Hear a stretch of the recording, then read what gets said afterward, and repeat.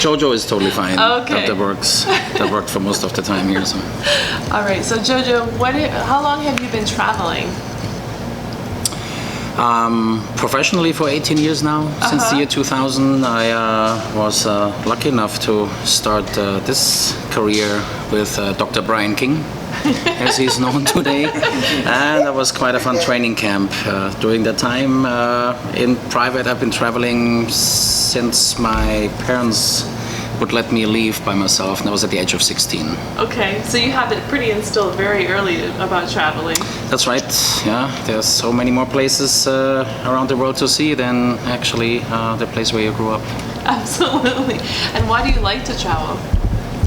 To me, the biggest draw with travel was getting to know different cultures, getting to understand them the same way, because wherever you grow up, basically, you grow up in a tinted world, let's say, with a certain set of rules that your parents' society may have provided you with, and then expect you to act accordingly. And I guess that was not really my type of scenario. I wanted to see what's true to other people and cultures around the world and how they make their life work. Sure, and so you're continuing to broaden your perspective, I guess, by continuing to travel. That's right, yes. Yeah. That's a very nice aspect of it, too. Also making friends from different cultures, taking in different perspectives, evaluating your own. That's the thing. You say you travel professionally. How do you manage to make money as a traveler? Well, in this case, or at that current stage of my life, of my career, I work for a tour company. I'm the head of operations there. And this basically makes it possible for me to, for once, provide the means and vehicles and itineraries and off the beaten path places to show off to visitors. And of course, to get to figure out, to know those places in the first place, you gotta go there yourself and try to figure out, be a little bit adventurous. So that what I'm currently doing is the perfect combination what I was looking for. And then after the itinerary is set and I'm able to provide some services, to provide some spectacular views that not too many people may have seen before, that is the reward, and it also gets paid. That's cool. That's like living the dream, right? You may say so. At least I consider it that way, yes. A personal dream. What are some of your favorite places?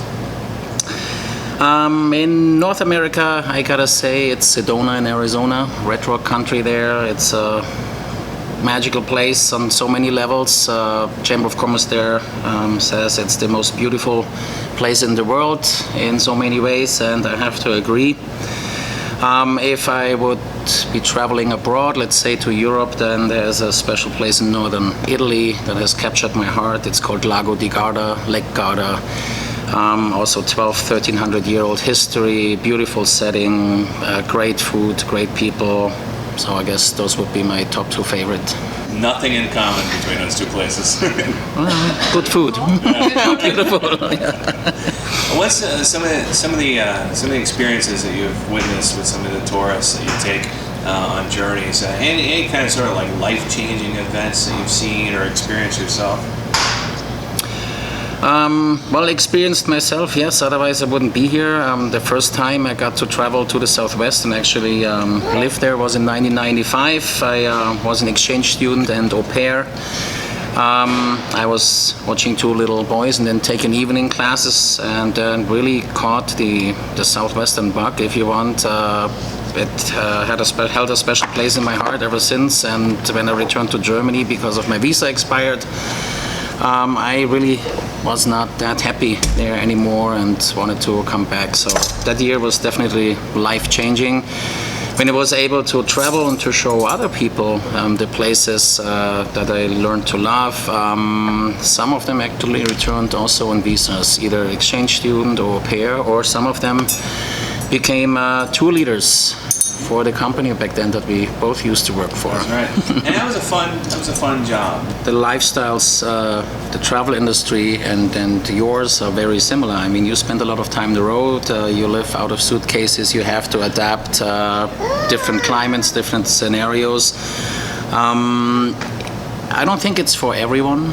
I think a lot of people would need a closer social connection to maybe to their family, to friends, to the places where they grew up. But that was not the case with me. I was always happier exploring and taking on the adventure and the unknown rather than resorting to what I already knew and what I knew that would work. I love the challenge, you know. If you're out on the road with a tour guide, you're also basically a fixer. You need to figure out how the tour continues if something goes wrong. So that's a challenge. Sometimes it makes you sweat, but it makes you super happy and gives you rewarding smiles on faces once you went past that and accomplished basically finding a solution and still providing the wow effect and the greatest experience to the people that came with you. And so, well, I'm not a huge camper either, but I think there is something there about, like you say, problem solving and that you're resilient enough, even if it's like, you know, city camping in your backyard to have survived the night or whatever it is. There's something bonding about that, and there's something I think in our brains that the problem solving just makes us happy in a way.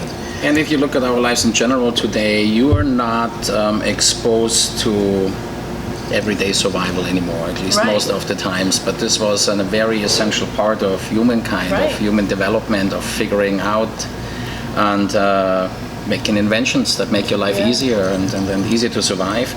And this may be something that's still on a very rudimentary type of level is inherent to people, to human beings, and that's what they seek out. If it's extreme adventures or speed or something that challenges and gets you at least a taste maybe of, now we really gotta come up with something in order to make it work. Brian in his seminars talks about how life is getting better and better for people, and yet the rates of depression and whatnot are increasing, and it's because people's brains need to stay active, and when they don't, you know, they look for things to stay active, and it may not be the best things in a way, not as constructive as they might need to be. So, and it's also how easy you can arrange yourself with complacency, with a level of like settling for good enough. And it's a very easy decision to make, and you will not ever have to worry about challenging yourself in your life anymore if you don't choose to. But I'm not quite sure that this is what life is really about.